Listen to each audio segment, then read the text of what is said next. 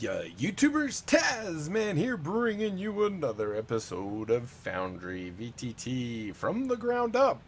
And in our last episode, we went over our combat tracker and scenes, and we're going to continue down the list with actors being our first part today. So in the actor, actually, you know what? I wanted to go do something real quick so we don't get a lot of confusing stuff. So I'm going to disable dice tray. I think the only one I'm going to leave on, actually no, I'm not going to leave anything on. I'm just going to take everything off so we can make sure that what you see here will most likely be exactly what you'll have on your screen. I don't want anything, you know, where you'll be, oh, well, why does yours have this and mine didn't, kind of thing. So I'm going to go ahead and save that. Also come in here because that's going to, that actually didn't reset. Derby Fams. Interesting. So yeah, let's go back in here. So now we basically have it. So this is a vanilla Foundry with no mods. So if we come into the actors area, we obviously, if you have a big list of actors, we only have a couple that are in our world right now, and some of them that are not in our world currently. But you can obviously search for your actors. You can also, if there's folders, because you can actually have folders, like we could say create a folder, and we could say maybe this is our player characters, PLAYER CHARACTERS, something like that. Player characters, we choose the color. Let's just kind of give it a nice teal color, I guess. Create that, and then we could put our player characters in there, which would be maybe Umas, Taz, you know, Bernard, and that way we could actually have them listed here. Then if we want, what we could do is add more characters to this one directly instead of just having it created in the generic area. That is really not a good color. I think we can modify that, right? Edit folder. Yes, let's pick a color that's not quite so, maybe a blase one, kind of like that. More of a teal. Yeah, it's not too bad. So here you can see we can add another folder within here. We can add characters directly in here. If we have lots and lots of folders, we can actually collapse them all by just clicking this, and it'll close them all down. We have create an actor. If we create an actor, what we do is first we choose, is this going to be a player character? Is it going to be an NPC? Is it going to be a vehicle? Let's just to look real quick, CJRACTER, we'll go look at the character. So here's a new character, and basically this is your sheet for your game. We've seen this a lot in our various examples and stuff. All you do is you come in and, you know, for your attributes, you know, you'd roll, and like if you said, okay, I got a, you know, 18 on this, you could get rid of that and say not 18, and as I recall, it automatically will add these guys themselves. This is if you have proficiency, and you'll see these are your saves over here.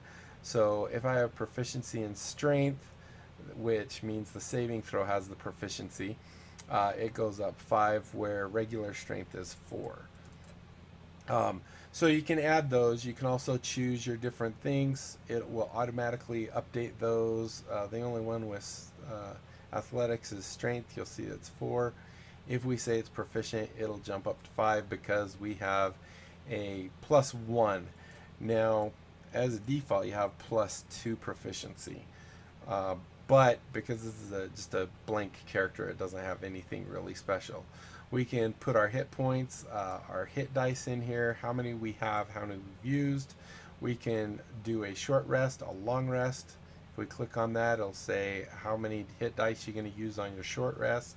If you do the long rest, it's just going to say, okay, it's going to be a new day, kind of thing. We can put our armor class information in here.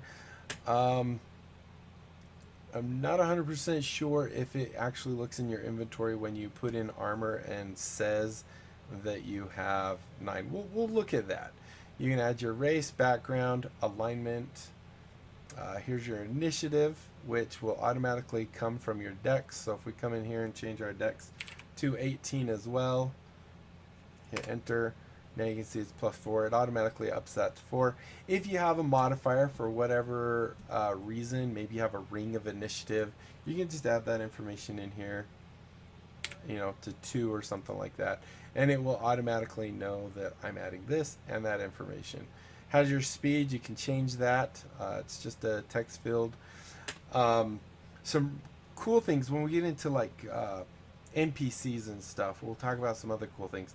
We also have these resources that you can use to track various other things. So for example, we could set, let's say we're a monk or whatever, we could actually set resource 1 here to be, I guess you don't have to delete that. Let's make this our key points, right? So as a beginning monk, you have 2 key points. However, you want to say that you've used 0 of your 2. Then you could say, okay, do you recharge them on short rest, which would be here, or do you charge them on long rest? So this would mean if we've used both our key points and we have to recharge them on a long rest, if we come up here and we take a long rest and say rest, or have I got that backwards? I always get a little confused. Maybe this is how many is remaining of 2. Let's try that. There we go. Yes, it's the opposite of some other ones that I've done. So, so this is how many you have left. This is the maximum that you have. So if we used 1, we could just change it to 1. So we can set that up. If you're a sorcerer or whatever, you might have sorcerer points. If you are, what was another class that I could think of off the top of my head that has something like that? I can't think of anything else. Then you also have your death saves here. So when you succeed on your death saves, you just add 1 here. If you fail, you add 1 there. If you keep track of exhaustion levels, you can add those there. If you have inspiration, that's right here. Your character's size, you know, is it gargantuan? Which I don't think there are any that are player characters. If you have any special senses, dark vision, things like that. If you have languages, you just click on the little edit button right here. It looks like a little pencil on the paper, and you can just go ahead and say, you know, I speak, you know, these languages, and then say update, and it will automatically add those in there. If you have damage immunities, resistances, if we're, say, I believe it's, is it tiefling? Or if you're a dragon, if you're a red dragon born, you'll have resistance to, say, fire and stuff. So you can actually do that. You can put your armor proficiencies, which armors am I proficient in with shields and such. You can do your tool proficiencies, any special traits. You can click here and you can see your different special traits that you can just select here. Here you actually can put in specific information. So kind of handy. Nice. And then of course there's your level. This isn't editable here. You might notice I said editable. In other words, it sounds like you're saying eatable, edible. If you want to change your token, you can just click right on the little icon there, and then you can find a token. For example, if we did Umus, we do that, and there's good old Umus, my Ghostwise Druid. Ghostwise Halfling Druid. Shows here how much experience you have, what the next level is. It automatically will know the next level based off of what level you are. If we go into inventory, you can simply come into your compendiums, which we will go in detail later, and add things into here. For example, where is items? Items right here. So SRD items. Let's say, for example, well, this is actually a good question. We were going to see if it changes our armor, our AC. Where was our AC anyway? Armor class 10 right there. So let's say we have studded leather, L-E-A-T-H-E-R. So we have leather, studded leather, which should give us, if you click on this, it shows you that it gives us an AC of 12 plus your dex. So this should give us 12, 16. So let's see if that works. So we have to go here again, go into inventory, and we can grab the studded leather armor. And I believe we just drag it on top of here, like so. And then I think we have to say that we're equipping it by clicking that little guy right there. If we need to do special edits to it, let's say, for example, we have someone put an enchantment on it that gives an additional one, we can actually come in here and change some of the information. So we come and go into details, and we could say, okay, well, it has a +1 addition here, so we could change it to +13. So that's a cool thing. Now let's just go double check and see if it automatically updated our attributes to armor class 10. So it actually didn't do that. I'm kind of surprised. So in this case, because our dex is 4, we put on an armor that gives us +12. That gives us 16. So that changes our armor class 16. Not 100% sure what the spell DC is, unless that's automatic based off of your class or something. I'm not sure. So anyway, you can do that same thing. You know, your weapons, you can add in here. Let's say we have short sword or short bow. Here's a short bow. We just drag that in there. It'll add it in here. If we have a short sword as well, we can just drag that in here. And you'll see it automatically has the information about it. If we're equipping it, then we definitely want to say it's equipped. And then if we're going to roll an attack, once we have our enemy selected, we just click on the little die here. Oh, whoops. And then if we go look in here, we'll actually see we did the short bow. Now, it does give you, when you first do it, let's delete everything just so you can see. So if we do it with our short bow here, if we click it once, we can see that it gives us the option to show our attack. So this is our attack, this is our damage. If we're going to attack, it will pop up an information saying, do you have advantage? Is it disadvantage? Is it normal? Are there any kind of modifiers? So if you just leave it all as is, then it will just roll what it already is, what it knows it is. So if we go click on the short bow here, whoops, we can see, where's what I'm looking for?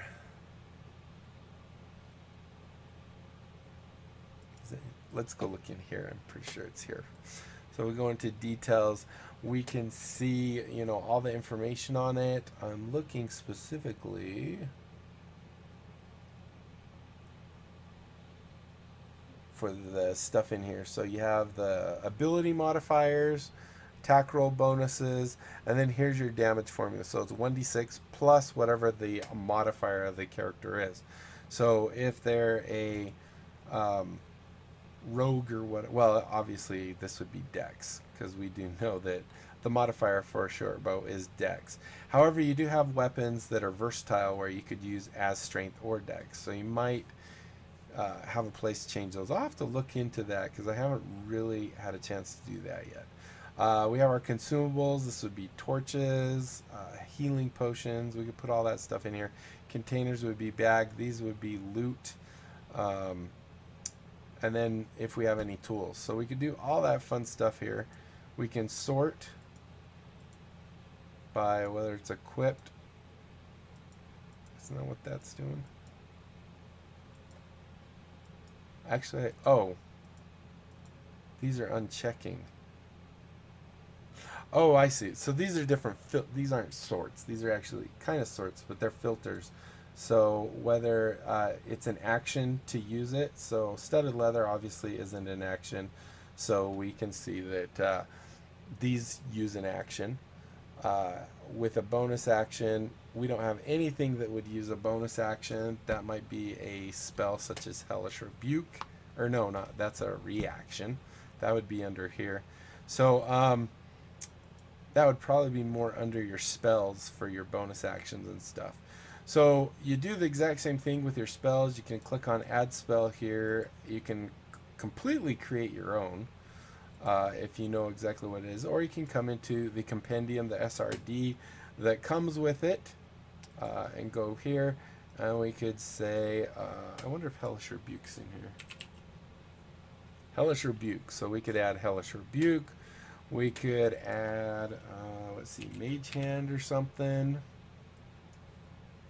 We could add, and you'll notice it's based off of the information in the actual ability, it's sorting it whether it's a cantrip, first level, second level, or whatever.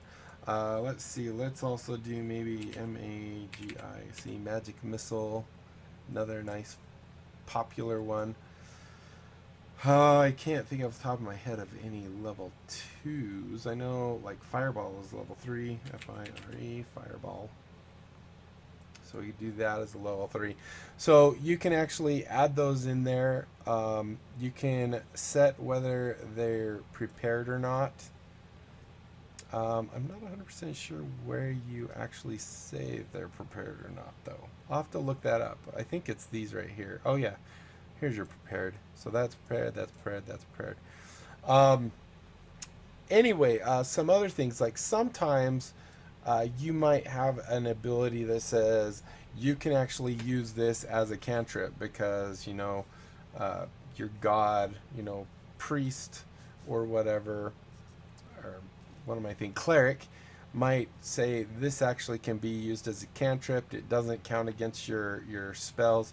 So you can come into here and change under details the level of the thing. So if we change Magic Missile here to a cantrip, now you'll see it automatically puts it there. You can also change, because for an Arcane Trickster, for example, I believe they use Wisdom as their spellcasting. However, a Rogue doesn't have a spellcasting modifier. So you can also go in and change, if it's by spell, you can usually go change, you know, which one you actually use for that. If we go into features, this will be our class levels and stuff. This is where you actually add your classes. So if we come into the classes SRD, for example, let's just say we are a rogue. So if we add that in here, you'll see now we're level 1. If we go look on the front page, it should have more information, as for example, our proficiency is now +2. So it knows our proficiency bonus is +2. And then it also says we're level 1 rogue. Now, if the next time we level, we decide, okay, well, we're going to go, I don't know, barbarian or something. Or maybe, yeah, let's do barbarian, why not? So what we would do is come back into features, and for our level 2, we would go to a level 1 barbarian. So now you can see we are level 2, we're 1 rogue, 1 barbarian. The question is, if we add another barbarian, it just adds it as a level 3 rogue barbarian. I'm doing some testing right now. Sometimes, so I guess if you to level up, what does that do?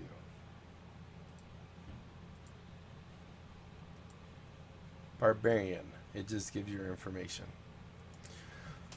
So I'm not 100% sure. I mean, I guess if it's interesting, like if I were, let's try this real quick. Let's see if we change to a level 2 barbarian, which in turn gives us 2. Don't we have to say, maybe it automatically knows that. So 2d12, hit dice use, none, spell progression, none. I don't know, let's see if this works right, because this is interesting. So now if we clear that, it still says level 3 rogue barbarian. So I would kind of expect it, and maybe there's a way, you guys can tell me if I'm missing something, but I would expect it to say 1 rogue, 2 barbarian. Now, I'm not 100% sure that this is the proper way to level because I haven't had enough chance to play with it. So I will definitely look more into this so I can get some more information out to you guys. You also have your active and passive abilities. These are things such as, you know, as an elf, you have the passive ability of, what's it called? Fey? No. I can't remember. But you're resistant to charm, and you can't be put to sleep. Is that called? What is that called? I cannot remember now. But anyway, so you can have those type of things in here so you can actually see what they are. Or once again, you can always add your own type of features, both passive and not passive. So for example, an active ability for a barbarian would be rage. And you can do that. Once again, you do have your little filters here so you can quickly see them. We kind of went over this. It does show here that right now it's thinking that our spellcasting ability is intelligence, so we can change the overall one, but I believe you can also change it if you need to. I'm just curious. I'm usually, for example, with an arcane or with an arcane trickster rogue, trying to, I think it's wisdom is for the spellcasting ability for a wizard. So it does say specifically in the book that, you know, you learn this many cantrips from the wizard spell list. Your spell casting modifier or your spell casting ability is with wisdom. So it'll actually tell you that. And I thought I saw in here the other day that you can do that.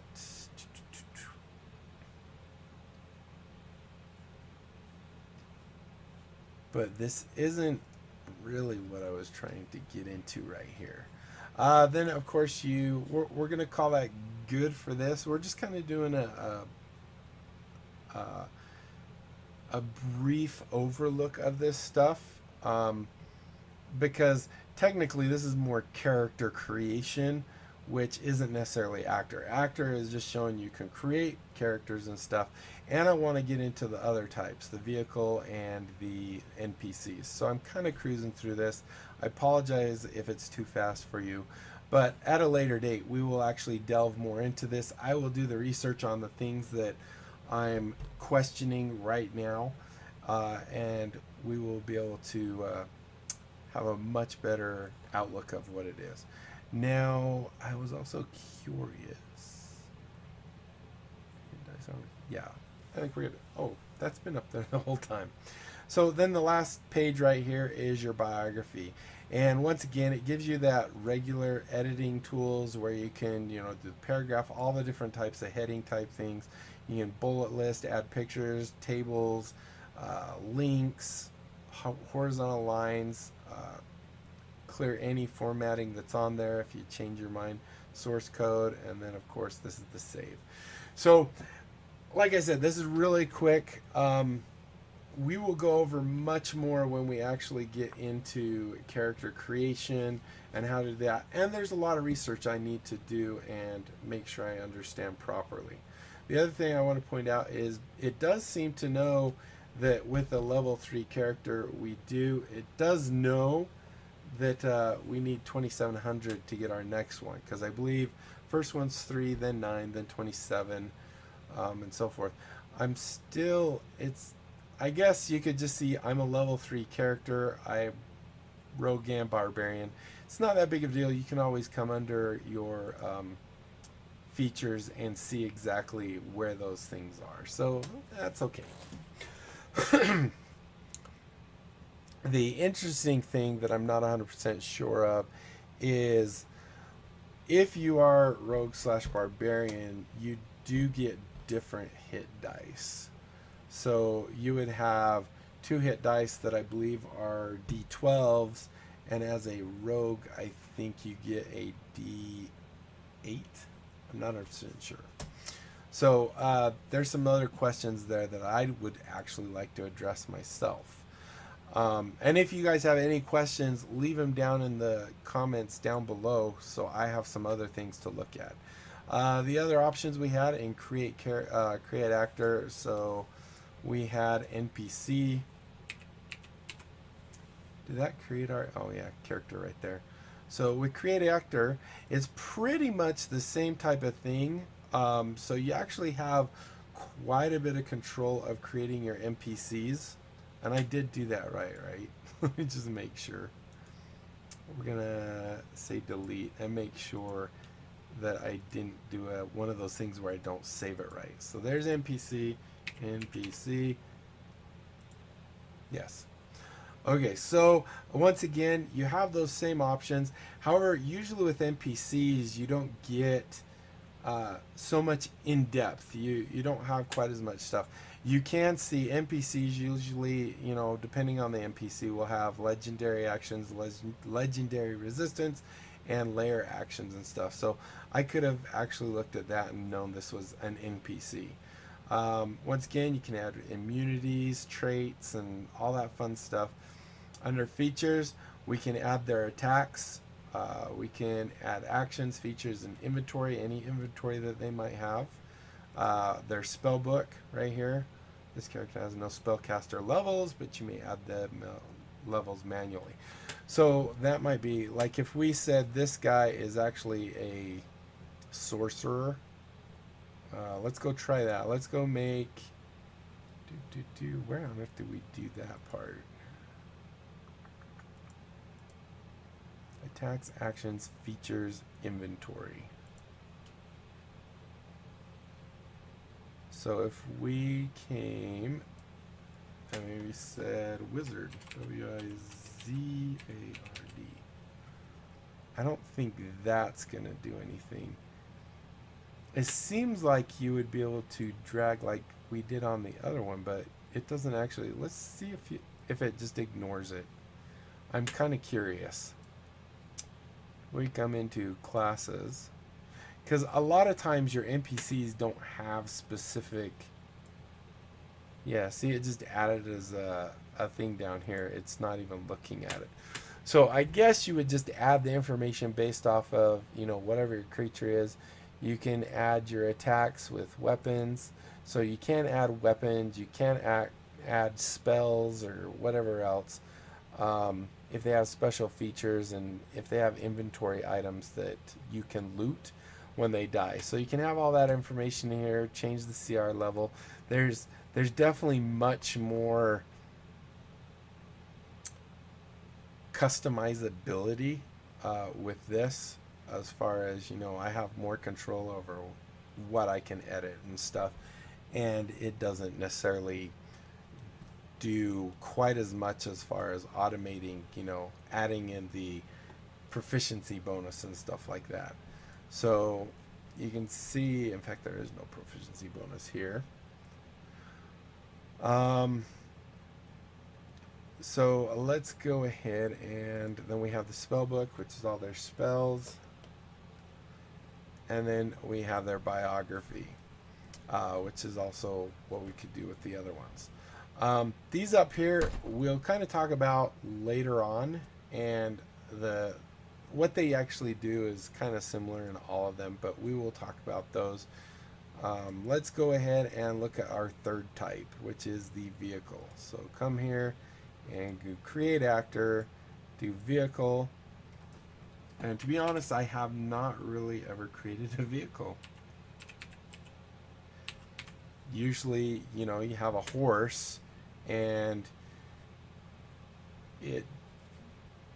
I've never really kept track of, you know, oh, your horse has this much health or anything like that. So here we have our vehicle information, even less than before.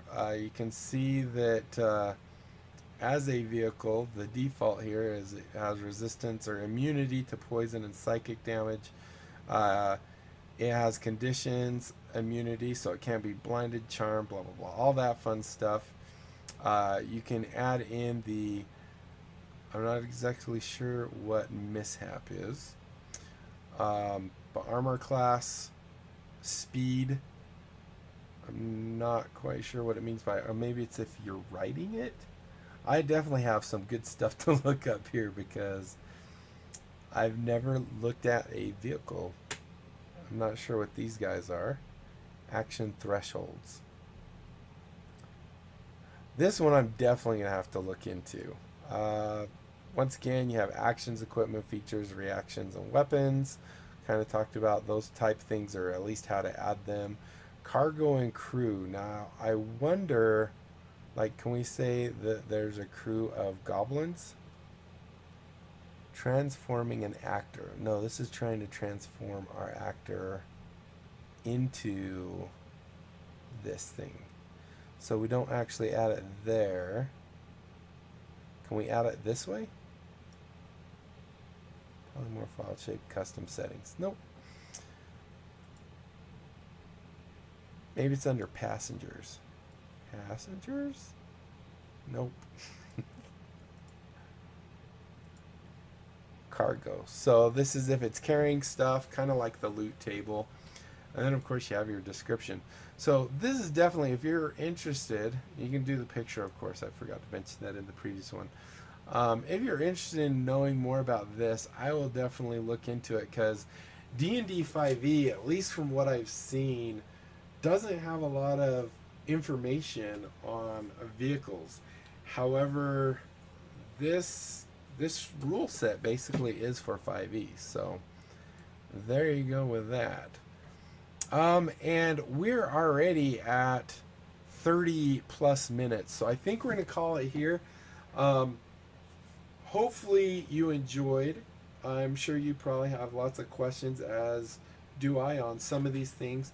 The main thing I was trying to get across with this tab is the fact that you can create new actors, you can create folders, you can minimize, maximize the folders, you can search through folders, and you know, even if we had it, you'll see that it actually knows inside the folders when it searches. So that was the meat of what I really wanted to get across with this video. Not so much the information of what the NPCs, the characters, and the vehicles' actual stats and values, and how to create one directly. We will definitely be addressing that later, but this is more the interface and what each area is and the basic how to use it. So hopefully you guys enjoyed. If you did, be sure to leave a thumbs up down below. Aside from that, comment, like, and subscribe. Follow me on Twitter. Check out my Discord and my other channels. And as far as the Great Big Game Giveaway goes, out of the 57 winners, I think about 7 or 8 of them have claimed games. So if you're not a member of my Discord, I would definitely join it, because round 2, which will be August 5th, will be a complete new set of people. So right now I have probably about 70 people in my Discord. Only 5 didn't get anything this round.